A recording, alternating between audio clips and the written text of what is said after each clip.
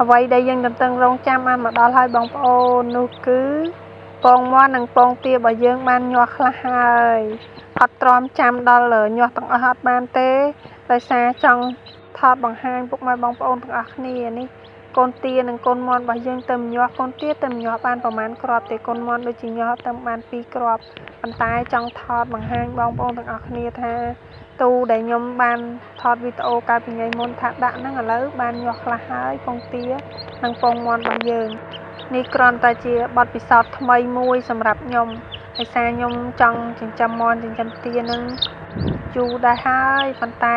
ដោយសារយើងដាក់ឲ្យមេឲ្យអីវាក្រាបទៅវាអត់ទៅបានពងបានកូនអីចឹងស្រួលឥឡូវខ្ញុំបានទិញទូខ្ញាស់នឹងដាក់ឥឡូវរងចាំមើលវាញាស់ឥឡូវបានញាស់ហើយពងតែចាំមើលវា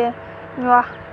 ឥឡូវបានថតបង្ហាញពុកម៉ែបងប្អូនទាំងអស់គ្នាហើយកូនទានិងកូនមាន់របស់យើងញាស់បានខ្លះហើយ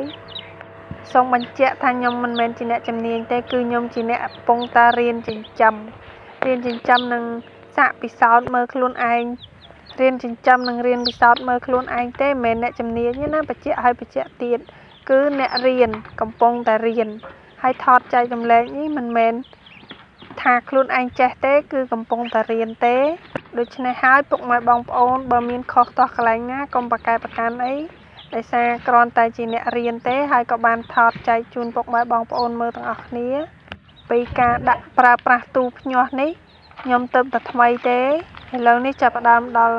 ការមើលថែទាំវាម្ដងខ្ញុំក៏អត់ទាន់ជាការជំនាញក្នុងការថែទាំអីទេគ្រាន់តែចាំមើលពិសោធន៍មើលទាំងអស់គ្នាហើយការថែទាំកូនទានិងកូនមាន់ដូចជាញាស់បាន2សាដែរហើយប៉ុន្តែវាតិចតួចប៉ុន្តែបើកូនទាខ្ញុំអត់ទាន់បានញាស់ទេតែញាស់លើកទី1ហើយនៅក្នុងទូនេះអានេះនៅដូចជាកូនទាមួយទៀតប៉ុន្តែវាអត់ទាន់ញាស់ផុតពីសបកវាទេសូមបញ្ជាក់ម្ដងទៀតថាមិនមែនជាអ្នកជំនាញទេគ្រាន់តែរៀនដូចគ្នាទេដូចជាការប្រើប្រាស់ទូភ្ញាស់នេះគឺថ្មីមែនតែនសម្រាប់ខ្ញុំនិងការថែទាំកូនទាដែលទៅនឹងញាស់ចេញពីទូភ្ញាស់